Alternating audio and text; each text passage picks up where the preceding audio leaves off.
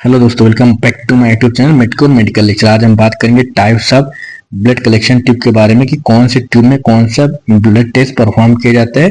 जैसे कि सीबीसी हुआ, एसआर हुआ, लिप्टिक, केएफटी हुआ, सोडियम हुआ, पोटेशियम हुआ, बीटी हुआ यानी कि ब्लीडिंग टाइम हुआ, सीटी हुआ, क्लॉटिंग टाइम, पीटी आईएनआर हुआ, इलेक्ट्रोलाइट हुआ, यूरिया हुआ।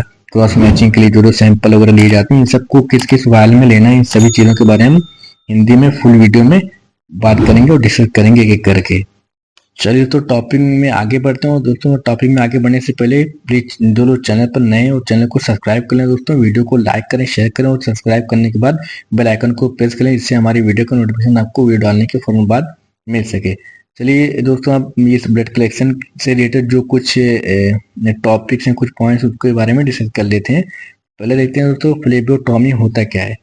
पेशेंट का ब्लड स्पेसिमेन कलेक्ट करके डायग्नोसिस और रिसर्च के लिए लेबोरेटरी में भेजना, इसको हम क्या बोलेंगे, फ्लेबोटॉमी बोलते हैं। और जो फ्लेबोटोमिस्ट किसको बोलते हैं, पेशेंट का ब्लड स्पेसिमेन कलेक्ट करने वाले को हम क्या बोलेंगे, फ्लेबोटोमिस्ट कहते हैं। हम दोस्तों आगे बढ़ते हैं और देखते हैं कि ये वायल्स जो होते हैं कितने टाइप से, कितने प्रकार के होते हैं। तो लेबोरेटरी में सबसे ज्यादा यूज होने वाली वायल जो होती हैं उनके नाम के बारे में डिस्कस करते हैं। तो पहला देखते हैं ईडीटीए, जिसे हम EDTA vial ethylene diamine tetra acetic बोलते हैं। और दूसरा जो है सबसे ज्यादा इस्तेमाल किया जाता है उसे हम प्लेन वायल बोलते हैं। और सोडियम फ्लोराइड होता है, उसके अलावा सोडियम सिट्रेट वायल्स होती है, उसके अलावा सोडियम हिपेरिन वायल्स होती हैं। चलिए तो हम देखते हैं हमारा पहला जो वायल है, जिसे हम पर्पल कलर वायल के भी नाम से जानते हैं, उसके अलावा लेवेंडर टॉप ट्यूब और ईडीटीए के नाम से भी जानते हैं। इस ट्यूब में ईडीटीए यानी कि जो एंटीकोगुलेंट होता है वो क्या होता है, ईडीटीए होता है, जिसका फुल फॉर्म क्या होता है, ethylene diamine tetra acetic acid होता है। ये एडिटिव होता है जो एक एंटीकोगुलेंट होता है। और इसके वॉल्यूम के बारे में बात करें दोस्तों, तो इसके अंदर जो ब्लड लेंगे हम, वो 3 ml के आसपास लेंगे इस वायल के अंदर।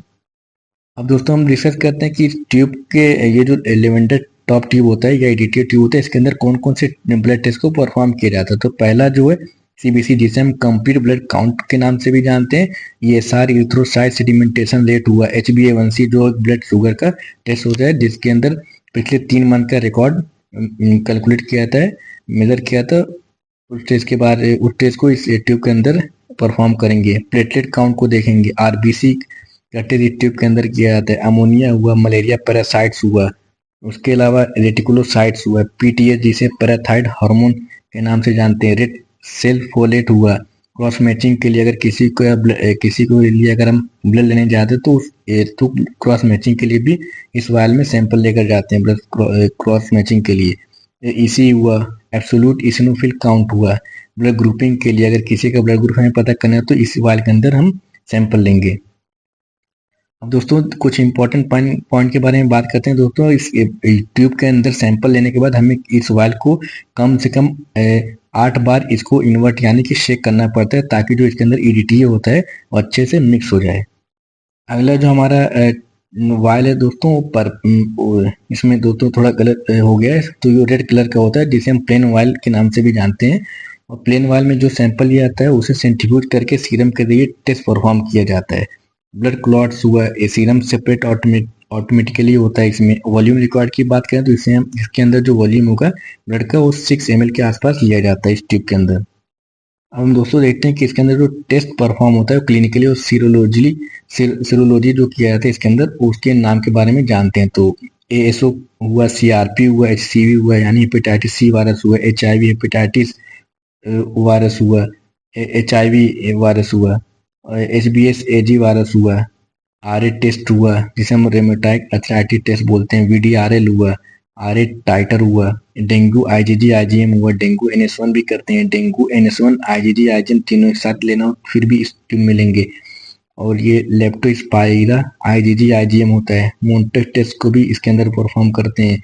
विडाल टेस्ट स्लाइड मेथड के जरिए करते हैं, अगर विडाल टेस्ट कार्ड मेथड के जरिए भी करते हैं तो इस ट्यूब के अंदर सैंपल को कलेक्ट करते हैं। उसके अलावा टाइफॉइड IgG IgM हुआ, FSH हुआ, LH हुआ, प्रोलैक्टिन हुआ, FLA प्रोफाइल हुआ, CA125 हुआ, बीटा HCG हुआ, फॉलिक एसिड हुआ, डी डाइमर हुआ।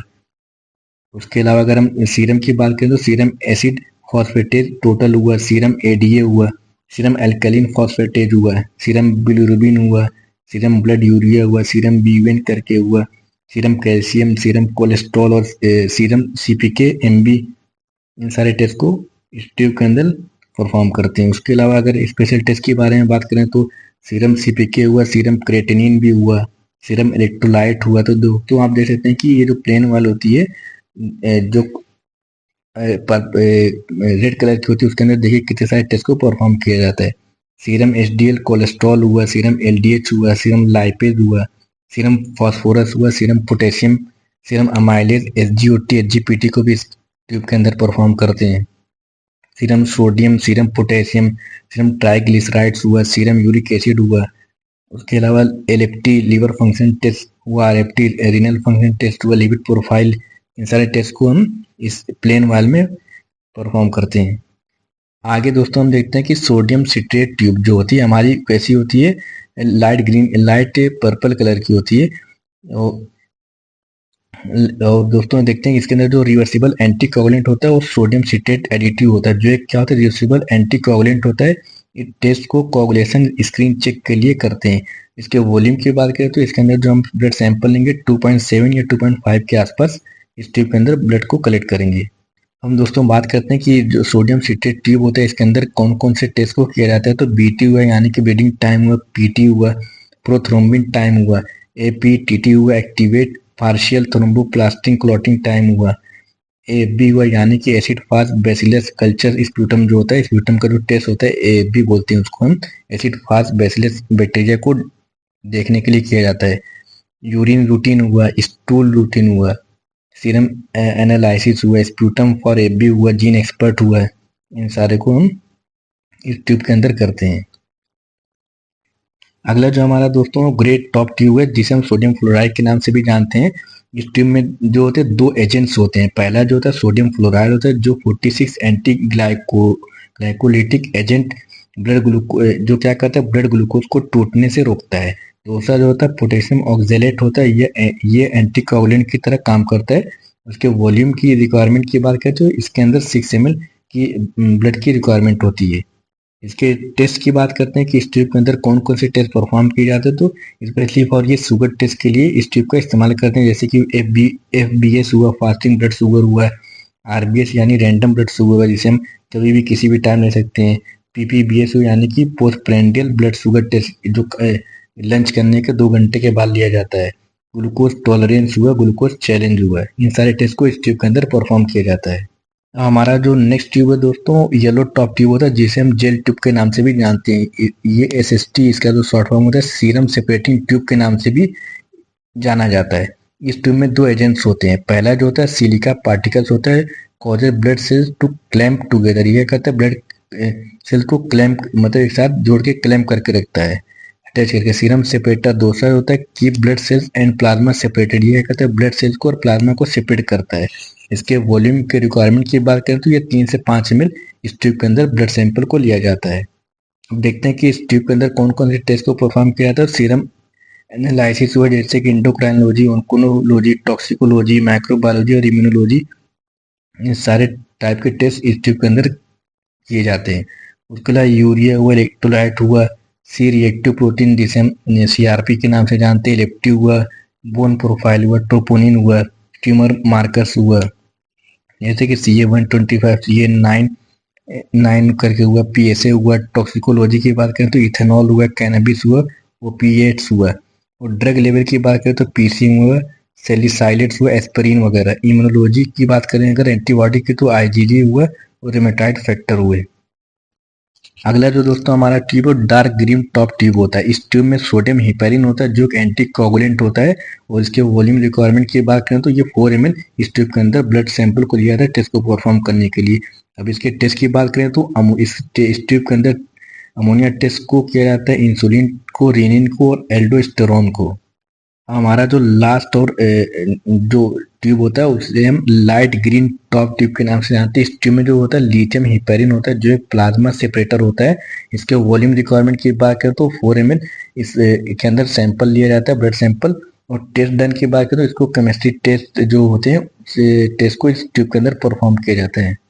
दोस्तों हमारा टॉपिक यहाँ पे खत्म होता है। हम मिलेंगे हमारी नेक्स्ट वीडियो में नए टॉपिक के साथ। जो लोग नए हैं दोस्तों चैनल पर, प्लीज चैनल को सब्सक्राइब कर लें, वीडियो को लाइक करें, शेयर करें। और दोस्तों हमारे चैनल पर प्लेलिस्ट भी बनी हुई है, आप वहाँ पे जाके बहुत सारी प्लेलिस्ट डली हुई, आप एक एक करके वीडियो को अच्छे से फुल वॉच करके अच्छी नॉलेज ले सकते हैं दोस्तों।